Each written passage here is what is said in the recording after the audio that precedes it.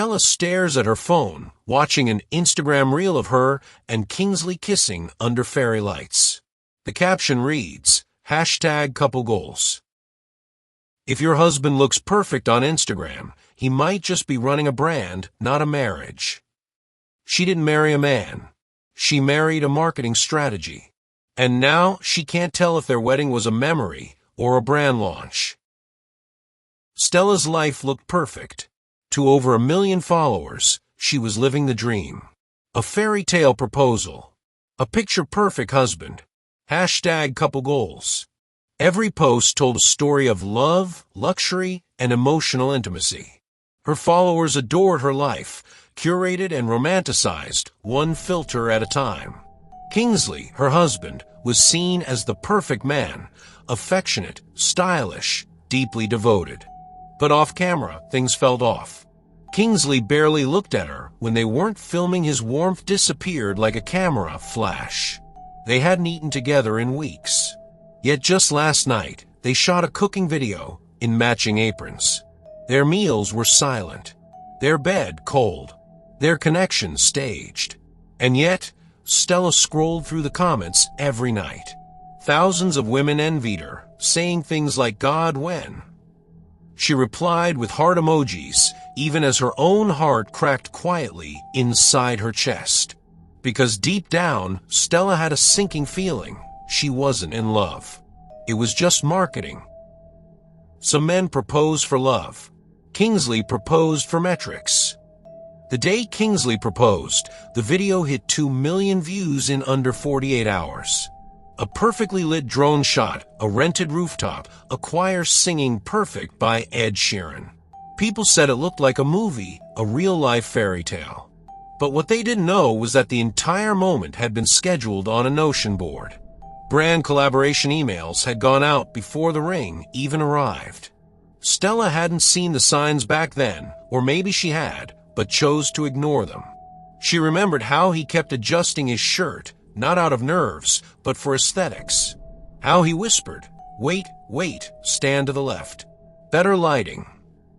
And the strange moment after she said, "Yes," we turned to the camera crew before hugging her. He didn't cry.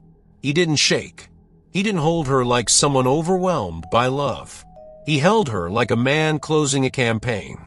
And somehow, that moment got 17 brand reposts. Stella got a ring. And the internet got a story to romanticize. You can't edit real life the way you edit a feed. And eventually, the truth bleeds through the filters. Kingsley's smile was perfect in every frame, confident, warm, borderline addictive. But behind every shot, Stella had started noticing something missing. Real connection, real presence, real him. He only seemed to show up when the camera did. He had poses memorized, angles rehearsed, expressions curated like content buckets. And when she tried to capture a spontaneous moment, he brushed her off. No lighting. No point, he'd mutter, walking away.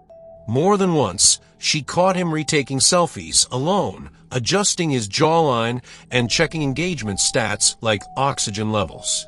He'd spend hours editing a single post, but forget what she said at dinner. And in the moments when Stella needed her husband, what she got instead was a co-creator. A partner in content, not in life. Slowly, she began to realize she didn't know the man behind the camera. And worse, he didn't seem interested in being known. To their fans, Stella and Kingsley were everything. They hosted IG Lives with matching wine glasses and relationship tips. Stella would throw her head back in laughter. Kingsley would stroke her cheek mid-sentence. People commented, "You give me hope." But the moment the live ended, so did the performance. Kingsley would toss his glass in the sink and disappear into his phone, while Stella sat quietly, makeup smudged, heart heavy. There were nights when Stella cried softly in bed, inches away from him. He wouldn't notice, or maybe he would and didn't care. In public, he called her queen and the love of my life. In private, he barely said goodnight. The dissonance made her feel like a ghost in her own marriage, visible only when the red recording light blinked on. And in that growing silence, Stella began to wonder. Was she even still married, or just starring in a two-person lie? Intimacy used to be private. Now it's lit with ring lights and sponsored by mattress brands. Their bedroom had become a set, not a sanctuary. Bed sheets were steamed, lighting was tested, and captions were drafted days in advance. They posed like they were in love, like sleep had just swept them into a peaceful cuddle. But the truth was, they hadn't touched each other in weeks. Kingsley only pulled her close when the camera needed closeness. He'd whisper, "Hold still, babe. This one's for the homeware collab." She did. Every time. Later, he'd tag her in the post and drop a heart emoji in the comments. Thousands would write, "You two are everything." But no one saw how Stella curled into herself at night, wearing expensive silk pajamas that had never been undressed by the man who bought them. Love had become content. Touch had become part of the deliverables. And Stella had never felt more alone in a shared bed. When a husband changes the Wi-Fi password, it's annoying. When he changes the content login, it's a secret. It started with a simple error message. Stella had tried logging into their shared content calendar to schedule a post, but the password no longer worked. She tried their usual anniversary date, pet name, his favorite football club. Nothing. She texted him, "Did you change the login?" No reply. Hours passed. And then finally a short message. "Yeah, too much spam. I'll handle it." But Stella knew that wasn't the reason. Kingsley didn't like spam, but he hated sharing control even more.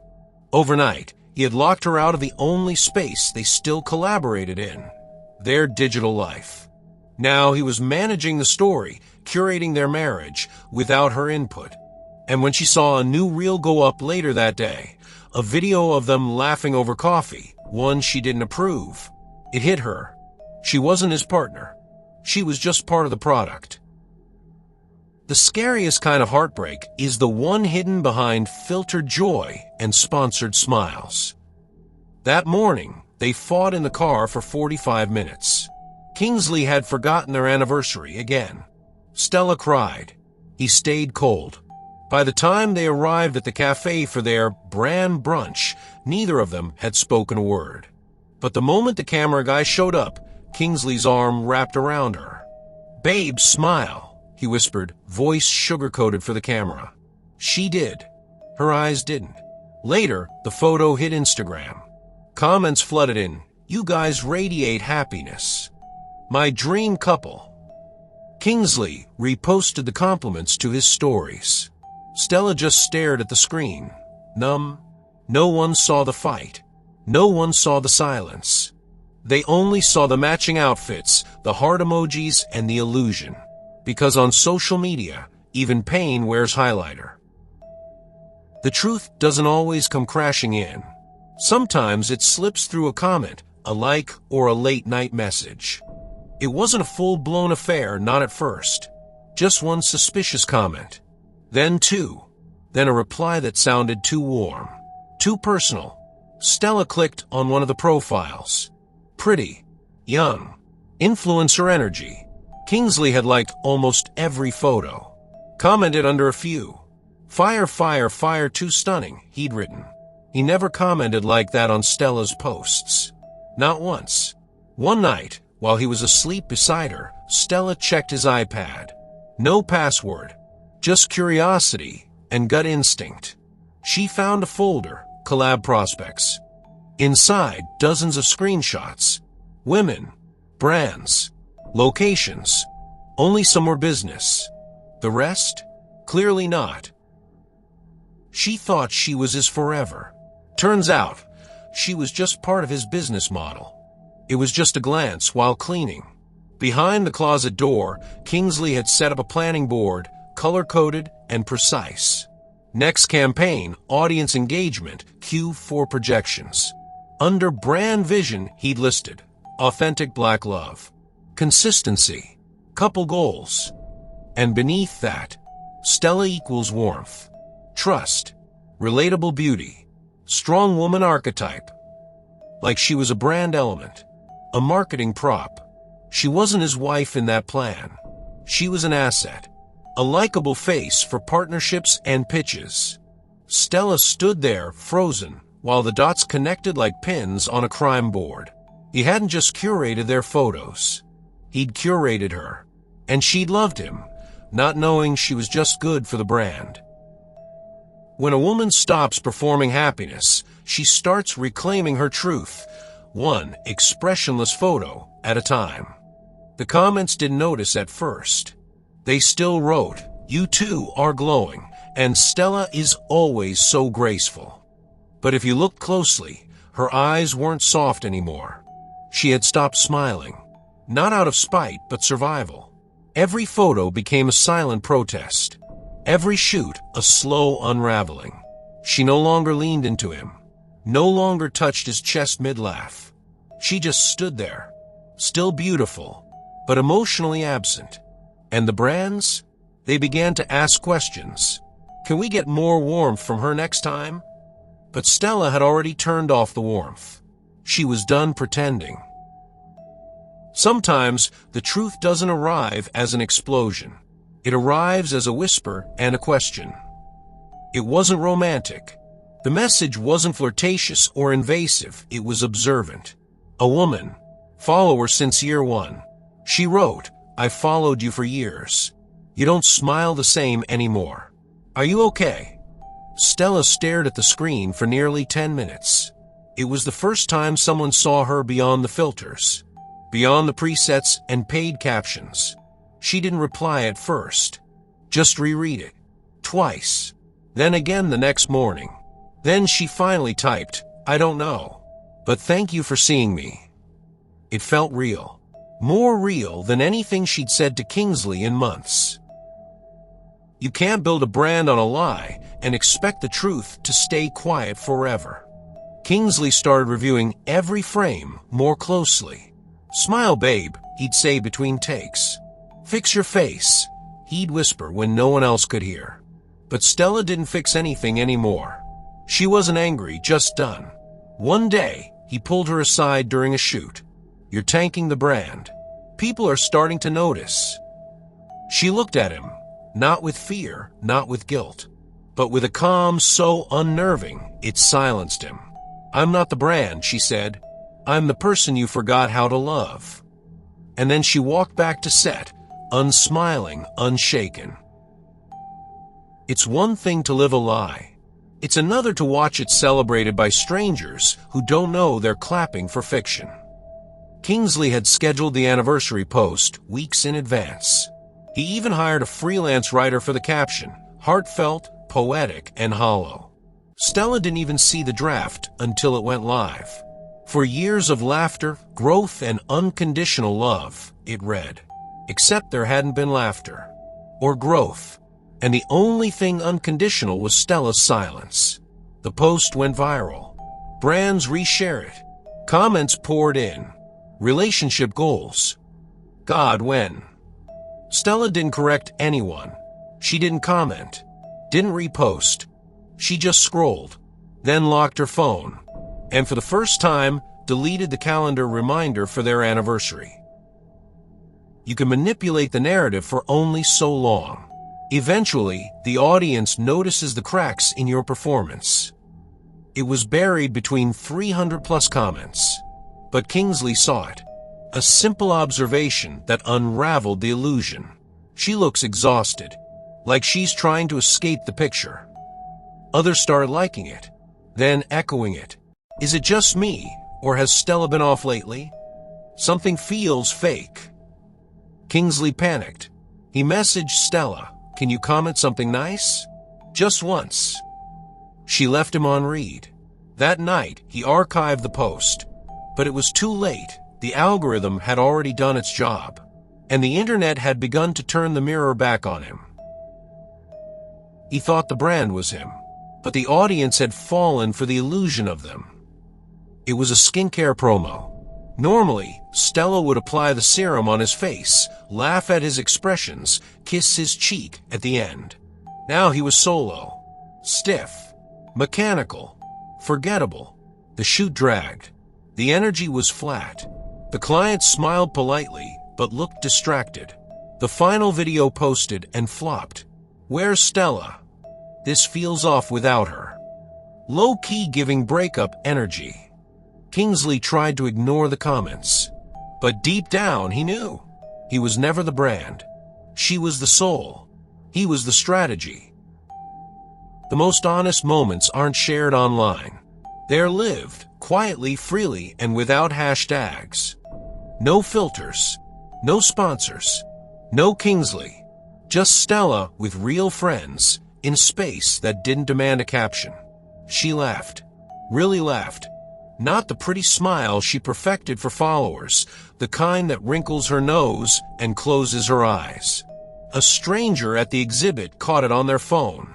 Not for content, just because it was beautiful. They sent it to her privately. Didn't want to post it. Just thought you should see yourself like this. Stella stared at the clip that night. She barely recognized herself, and yet she'd never looked more like her. It was the first time in months she looked free, and no one had to like it for it to matter. It was planned as a couple's getaway. She went alone. Turns out, solitude gave better company than he ever did. It was a collaboration with a travel brand. Kingsley booked it, pitched it, polished it.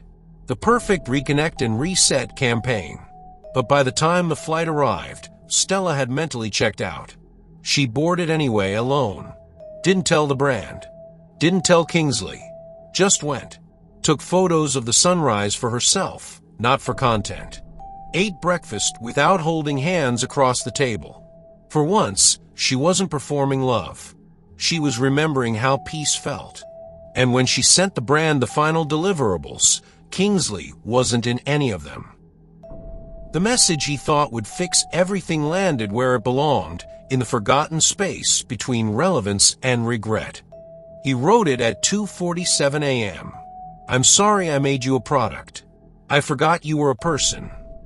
Paragraph after paragraph, apologies, admissions, desperate attempts to sound self-aware. He didn't know where else to send it. So he emailed, but Stella never saw it. The subject line, "Can we talk?" triggered her spam filter. The message went where ghosts live. Unread. Unnoticed. Like so much of their real marriage. By the time he realized, days had passed. And Stella had already moved on, without needing closure from him. When silence speaks louder than explanation, the world has no choice but to listen. It wasn't edited. No color grading. No filters. Just her, backlit by dusk. Bare-faced. Still. No ring. No designer props. No hashtag. And for the first time, no Kingsley. She didn't write a caption. She didn't need to. The comments filled in the blanks. Finally, "You look like you again." I didn't know how loud the silence was until now. The likes poured in, but she wasn't counting. This wasn't content. It was a quiet declaration. I'm still here. Some endings don't come with fireworks. Just a woman choosing peace over performance and walking away before the camera rolls again. There was no final fight. No dramatic breakup announcement. No notes app statement to her followers. She didn't expose him. Didn't clap back. She just left. Took her plants. Her books. Her name. Left the facade for him to maintain alone. He kept posting like nothing changed. But the views dropped. So did the likes. Turns out, the world was never invested in him. They were watching her survive. And now, she wasn't surviving. She was finally living. Subscribe for more interesting stories, and kindly turn on your notification bell.